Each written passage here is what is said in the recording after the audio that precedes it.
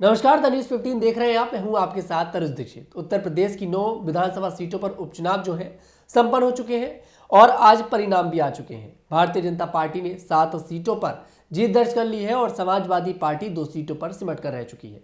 ऐसे में इसी पर चर्चा करेंगे कि आखिरकार किस रणनीति के साथ भारतीय जनता पार्टी ने समाजवादी पार्टी की गढ़ में जाकर जीत दर्ज करी है। गौर करने वाली बात है।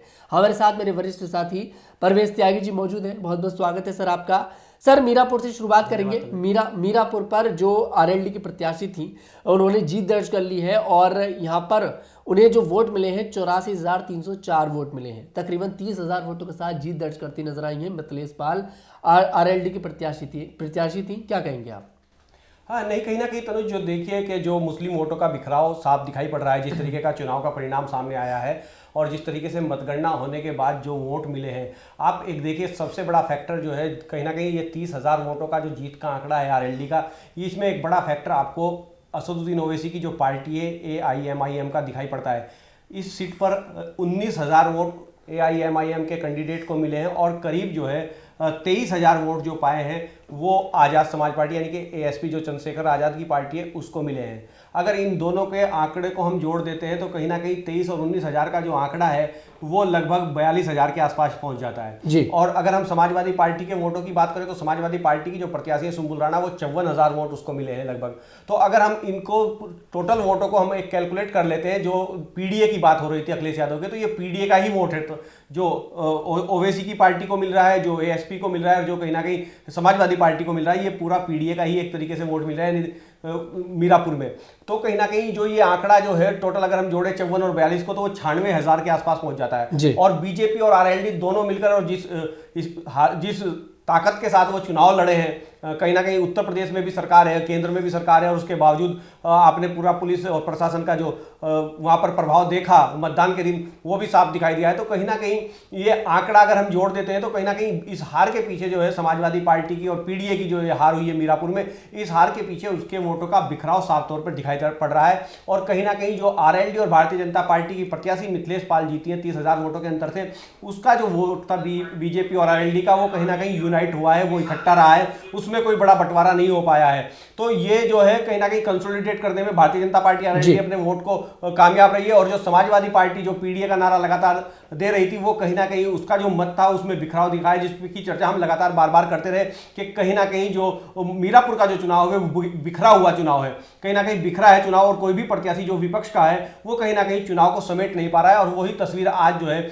जिस बात की चर्चा हम लगातार कर रहे थे, वही तस्वीर आज चुनाव परिणामों में सामने मीरापुर से आई है। तो कहीं ना कहीं ये जो जीत है वो कहीं ना कहीं पीडीए के जो वोटों का बिखराव हुआ है वो कहीं ना कहीं साफ दर्शा रहा है कि इस जीत के पीछे पीडीए के वोटों का बिखराव और भारतीय जनता पार्टी और आरएलडी के वोट का कंसोलिडेट होना इस जीत में अहम भूमिका रहा है। मिथिलेश पाल की अहम भूमिका निभाता और कहीं ना कहीं जो प्रशासन की भूमिका रही है वो भूमिका भी इस जीत में अहम दिखाई पड़ती है।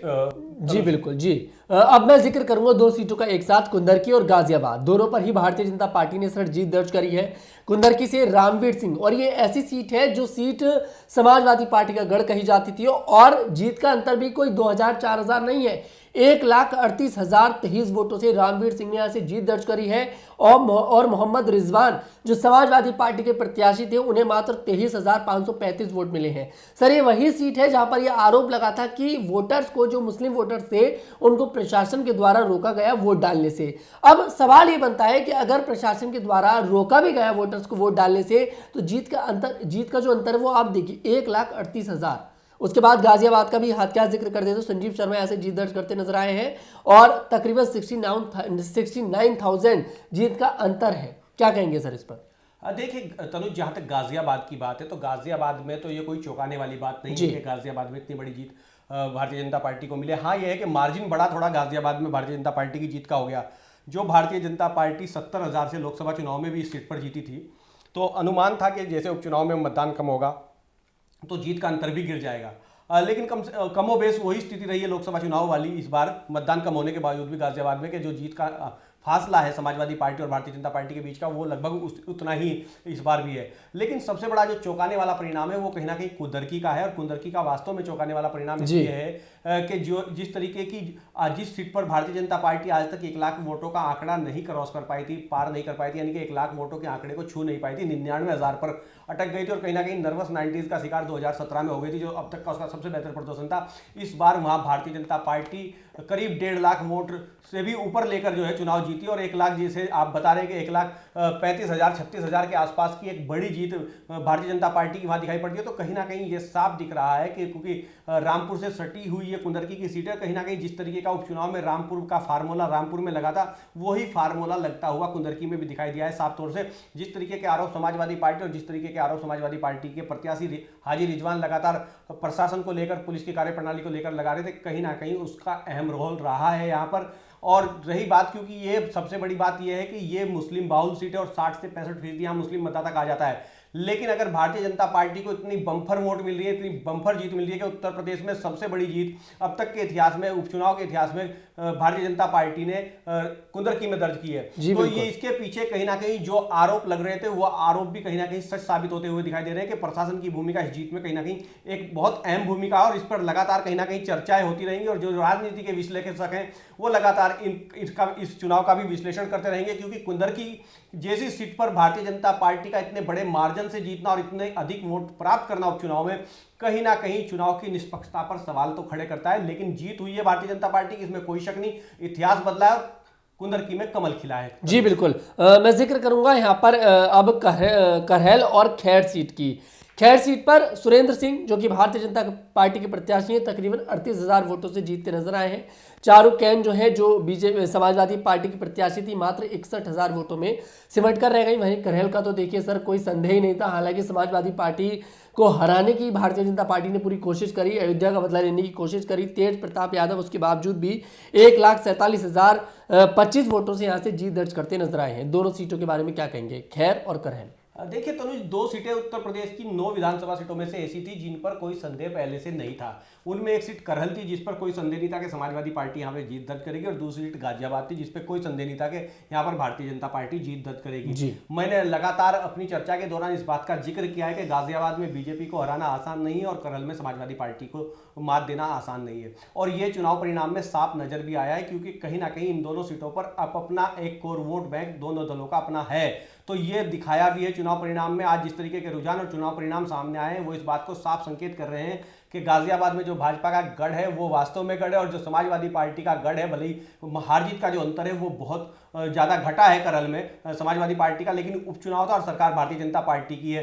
तो कहीं ना कहीं गढ़ बचाने में कामयाब हुई है। अंतर को छोड़ दीजिए, लेकिन गढ़ समाजवादी पार्टी ने अपना बचा लिया। इस चुनाव में कहीं ना कहीं 3 सीटें ऐसी थी जो समाजवादी पार्टी का गढ़ थी, जिनमें एक करहल थी, एक कुंदरकी थी और एक सीसामऊ थी।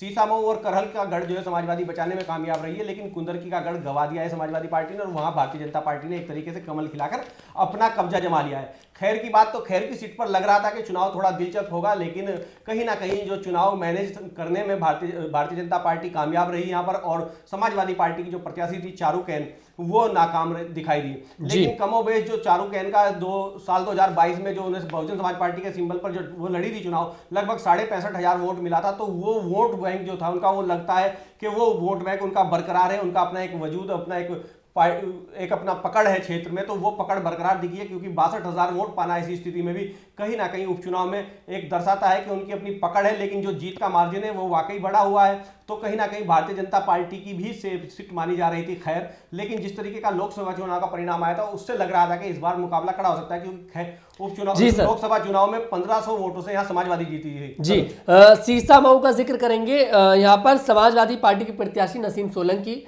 यहाँ पर जीत दर्ज करी है। जीत का अंतर है यहाँ पर 8,564। बीजेपी के प्रत्याशी सुरेश अवस्थी को यहाँ पर 61,150 वोट मिले हैं। और इसी के साथ जिक्र कर लेते हैं यहाँ पर फूलपुर सीट का, जहाँ पर भारतीय जनता पार्टी ने जीत दर्ज करी है। दीपक पटेल यहाँ से जीत दर्ज करते नजर आए हैं। 78,279 वोट मिले हैं और 305 जीत का अंतर रहा है। सर दोनों सीट के बारे में क्या कहेंगे, उसके बाद 2 सीट और रह जाएंगे, उनका और जिक्र करते हैं। जहां तक बात सीसामऊ की है, मैंने कहा पहले भी अपने लगातार चर्चा के दौरान इस बात का जिक्र करता रहूं कि कहीं ना कहीं जो आंसू थे नसीम सोलंकी के और जो उनकी जीत के बाद भी छलके हैं, वो कहीं ना कहीं भावनाएं यहाँ के मतदाता की उनके साथ जुड़ी हुई थी। और सबसे बड़ी बात यह है कि जो पीडीए का नारा समाजवादी पार्टी दे दी थी, तो यहाँ पीडीए बिखरा नहीं, मीरापुर की तरह या कुंदरकी की तरह यहाँ पीडीए में कोई बिखराव नहीं दिखा है। पीडीए का कहीं ना कहीं एक मुश्त वोट या अधिकांश वोट ये कहे कि वो समाजवादी पार्टी की तरफ गया है। कहीं ना कहीं इरफान सोलंकी और नसीम सोलंकी या सोलंकी परिवार जो है यहाँ पर, उसके प्रति एक सहानुभूति थी और वो सहानुभूति लहर कहीं ना कहीं नसीम सोलंकी के पक्ष में चुनाव में चलती हुई दिखी। लाख कोशिशों के बावजूद भी प्रशासन की किसी भी तरह की कोई भूमिका हो, क्योंकि सीसामऊ एक ऐसी सीट थी जहां सबसे पहले निर्वाचन आयोग ने करीब आधा दर्जन पुलिस के अधिकारियों को सस्पेंड किया था। तो आरोप प्रत्यारोप का दौर था। कहीं ना कहीं समाजवादी पार्टी लगातार मतदाताओं को प्रभावित करने का आरोप पुलिस और प्रशासनिक मशीनरी पर लगा रही थी और वो आरोप उस समय भी साबित हुए थे, सच साबित हुए थे जब निर्वाचन आयोग ने उसका संज्ञान लेते हुए कार्रवाई की थी। लेकिन उसके बावजूद भी अगर नसीम सोलंकी ने यहाँ से जीत दर्ज की तो ये समाजवादी पार्टी और सोलंकी परिवार के लिए एक बड़ी जीत के तौर पर मैं इसको देख रहा हूँ, क्योंकि ऐसे माहौल में जीत दर्ज करना एक अपने आप में एक अहम हो जाता है। रही बात फूलपुर की सीट, तो फूलपुर पे कहीं ना कहीं मुकाबला दिलचस्प बीच में होता हुआ दिखाई दे रहा था, लेकिन ओवरऑल जब लास्ट परिणाम आया तो भारतीय जनता पार्टी के पक्ष में गया और जो जीत का अंतर था, जैसा हम अंदाजा लगा रहे थे कि हार जीत का जो मार्जिन होगा वो 4 से 5 हजार वोटों का रहेगा, लेकिन यहाँ भारतीय जनता पार्टी थोड़ा सा प्लस कर गई। इसके पीछे कहीं ना कहीं कारण है कि जो यहाँ पर आजाद समाज पार्टी का जो प्रत्याशी थे वो भी मुस्लिम थे, वो भी लड़ रहे थे यहाँ पर, और कहीं ना कहीं एक यादव निर्दलीय उम्मीदवार भी लड़ रहे थे जो कांग्रेस के जिला अध्यक्ष भी थे वहां से, और उन्हें कांग्रेस पार्टी ने 6 साल के लिए पार्टी से निष्कासित कर दिया था नामांकन पत्र दाखिल करने पर। तो वो थोड़ा सा करीब 5 से 6 हजार वोट इन दोनों प्रत्याशियों ने कहीं ना कहीं काटने का काम किया है और उसका नुकसान भी कहीं ना कहीं समाजवादी पार्टी को होता हुआ यहाँ दिखाई दिया है। यही एक वजह है कि जो कम से कम 4-5 हजार के बीच हार जीत का अंतर जो देखा जा रहा था वो 10 से 11 हजार के बीच पहुंच गया। तो ओवरऑल भारतीय जनता पार्टी यहाँ पर जीती है, लेकिन कहीं ना कहीं समाजवादी पार्टी भी यहाँ पर फूलपुर में एक तरफा मुकाबला नहीं हुआ है, मुकाबला करती हुई दिखी है। टफ फाइट यहाँ पर देते हैं जरा। आखिरी सीट 2 रह जाती है, कटहरी और मजबा, और मैं यही उम्मीद करूंगा कम शब्दों में जवाब चाहूंगा सर, क्योंकि अभी समय कम है और अभी और भी मेरे काफी सारे क्वेश्चंस हैं चुनाव को लेकर, बीएसपी आजाद समाज पार्टी को लेकर। कटहरी और मजबा में देखिए बीजेपी ने जीत दर्ज करी है दोनों ही जगह पर। बीजेपी के प्रत्याशी धर्मराज निषाद कटहरी से जीत दर्ज करते नजर आए हैं, वहीं बीजेपी के मजबा से प्रत्याशी थी उनकी सुचिस्मिता मौर्य जीत दर्ज करती नजर आई है 4922 वोट से। सर क्या कहेंगे दोनों सीट के लिए? देखिए जैसा अंदाजा था मजबा को लेकर, मजबा में वो ऐसी ही फाइट देखने को मिली है। लगातार जब काउंटिंग चल रही थी, मतगणना हो रही थी, तो ऊपर नीचे चल रहा था, कभी भारतीय जनता पार्टी आगे थी तो कभी समाजवादी पार्टी भी बीच बीच में कई बार आगे हुई है, और कभी कभी हार जीत का जो अंतर था दोनों प्रत्याशियों के बीच का वो कभी 800 कभी 1000 कभी 1500 के बीच भी रहा है। तो लेकिन जो एक अनुमान था कि यहाँ पर जो फाइट जो है वो बहुत कांटे की होगी, जो कॉन्टेस्ट जो मुकाबला है वो दोनों समाजवादी और भारतीय जनता पार्टी के बीच बड़ा नजदीकी मुकाबला, और ऐसा ही देखने को मिला है। 4,500-5 हजार के अंतर से भारतीय जनता पार्टी यहाँ चुनाव जीती है। ऐसा अनुमान था कि जो भी चुनाव जीतेगा यहाँ उसकी जो जीत का हार जीत का जो अंतर होगा वो लगभग 4 से 5 हजार का ही होगा, और वही भारतीय जनता पार्टी के पक्ष में गया है।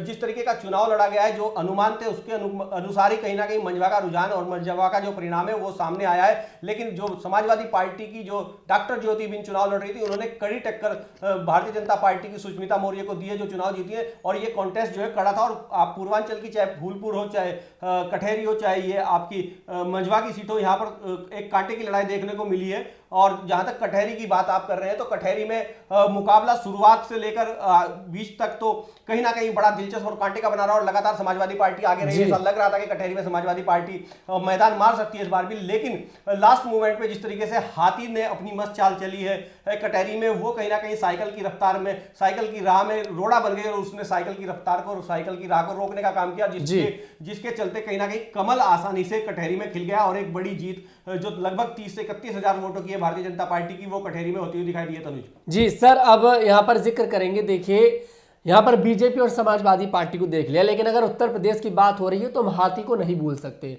बहुजन समाज पार्टी और आजाद समाज पार्टी दोनों चुनावी मैदान में थी। पहली बार चुनाव लड़ती नजर आई, उपचुनाव मतलब लड़ती नजर आई बहुजन समाज पार्टी। यहाँ पर हर बार यह हवा चलती है कि आजाद समाज पार्टी वोट काट रही है, आजाद समाज पार्टी अब बहुजन समाज पार्टी के बराबर में जाकर बैठ गई है, लेकिन क्या वाकई में इस बात में हकीकत है? हमने इस उपचुनाव से जानने की कोशिश करी है। सिर्फ मीरापुर और कुंदर की ऐसी सीट है जहां पर आजाद समाज पार्टी के प्रत्याशियों ने बहुजन समाज पार्टी के प्रत्याशियों से ज्यादा वोट पाए हैं, वरना और 9 में से 7 सीट ऐसी हैं कुंदर की और मीरापुर को छोड़कर जिन पर बहुजन समाज पार्टी के प्रत्याशियों ने मीरापुर के आजाद समाज पार्टी के प्रत्याशियों से ज्यादा वोट पाए हैं। सर क्या कहेंगे इस पर? क्या आज भी बहन जी का जो हाथी है वो केतली पर भारी है? नहीं तनुज, ये बात तो है कि कहीं ना कहीं देखिए, सबसे पहली बात तो मैं आपको बता दूं कि बसपा 9 की 9 विधानसभा सीटों पर उपचुनाव लड़ी थी और आजाद समाज पार्टी 8 सीटों पर लड़ी थी। आजाद समाज पार्टी ने सीसामऊ में अपना प्रत्याशी नहीं उतारा था, लेकिन जिस तरीके का एक माहौल देखने को मिल रहा था कि आजाद समाज पार्टी का जो प्रचार था वो कहीं ना कहीं बसपा से बेहतर था चुनाव में। और लेकिन मैं जो यहाँ पे बंटवारा होता देख रहा हूँ, कहीं ना कहीं जो पश्चिमी यूपी की जो सीटें थी वहाँ आजाद समाज पार्टी अच्छा करती हुई दिखाई दी है पश्चिमी उत्तर प्रदेश में, लेकिन पूर्वांचल की जो सीटें थी, पूर्वांचल की सीटों पर जो हाथी था वो कहीं ना कहीं आजाद समाज पार्टी की केतली पर भारी पड़ता हुआ दिखाई दिया है। यानी कि अगर हम दोनों की बात करें, दोनों का प्रदर्शन इतना बेहतर तो नहीं रहा है कि जो वो फाइट में कहीं भी किसी भी सीट पर नजर आए, लेकिन अगर दोनों की फाइट की बात करें तो कहीं ना कहीं ये जो कॉन्टेस्ट है वो 6-2 से कहीं ना कहीं मायावती की जो पार्टी है बसपा है, आजाद समाज पार्टी और बसपा की अगर हम बात करें तो बीएसपी और एएसपी का जो कॉन्टेस्ट था वो 6-2 से कहीं ना कहीं बसपा जीतने में कामयाब हुई है। और बसपा ने सबसे बड़ी जो बसपा को सबसे ज्यादा जो मत मिले हैं कहीं ना कहीं, और सबसे अच्छा जो चुनाव बसपा ने लड़ा है वो एकमात्र सीट कटहरी की है, जहां से लगभग 41 से 42 हजार वोट मिले हैं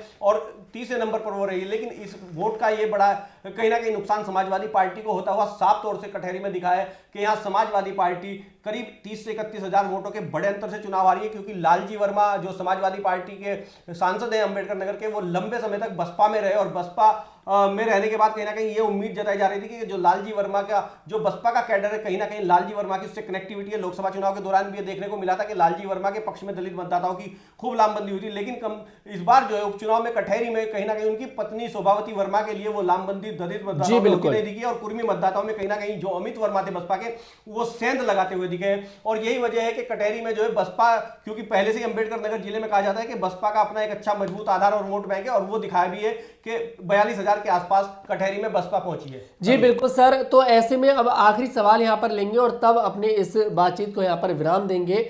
आखिरी सवाल यही है, शुरुआत से जब से उपचुनाव की चर्चा हुई हर कोई यही कह रहा था कि उत्तर प्रदेश का ये उपचुनाव 2027 का सेमीफाइनल है। क्या कहेंगे सर, अब स्थिति क्या है? क्या वाकई में 2027 में योगी आदित्यनाथ एक बार फिर से मुख्यमंत्री बनने जा रहे हैं? क्या कमाल भारतीय जनता पार्टी 2027 में करने जा रही है? इसमें कोई शक नहीं है कि ये सेमीफाइनल के तौर पर देखा जा रहा था, लेकिन कहीं ना कहीं ये जो चुनाव है ये एक दाग के तौर पे भी हमेशा याद रखा जाएगा। जिस तरीके का मतदान के दिन जो तस्वीरें सामने आई है, जो वीडियो फुटेज सामने आई है, जिस तरीके का पुलिस और प्रशासन का व्यवहार मतदाताओं के प्रति नजर आया है, उससे कहीं ना कहीं मैं इस जीत को कहीं ना कहीं लोकतंत्र से में जो ये जीत हुई है कहीं ना कहीं लोकतंत्र पे लठतंत्र हावी होता हुआ दिखाई दिया है। ये इससे कोई दो राय नहीं है। कई सीटें ऐसी रही है जहां लठतंत्र की गूंज दिखाई दी है, पुलिस का कहीं ना कहीं डंडा मजबूत दिखाई दिया है, प्रशासन की कहीं ना कहीं शक्ति मतदाताओं पर मजबूत दी है। कि लोकतंत्र में कहा जाता है कि मत को देने के लिए कहीं ना कहीं मतदान के लिए लोगों को जागरूक किया जाता है, बूथों तक लाया जाता है और वोट डालने का काम कराया जाता है। लेकिन यहाँ पर प्रशासन का कहीं ना कहीं उल्टा ही भूमिका, उल्टा ही उसके विपरीत ही रोल देखने को मिला है कि कहीं ना कहीं वो बूथों तक जाने वाले वोटरों को, मतदाताओं को खदेड़ने का काम करते हुए दिखाई दिए, उनको वोट डालने से रोकने का काम करते हुए दिखाई दिए। लेकिन भारतीय जनता पार्टी 7 सीटें जीती है, इसमें कोई दो राय नहीं है। भारतीय जनता पार्टी को 6 सीटें मिली है, 1 सीट उसके गठबंधन के दल जो आरएलडी है उसको मिली है, यानी कि 7 सीटें एनडीए को मिली है उत्तर प्रदेश में उपचुनाव में 9 में से।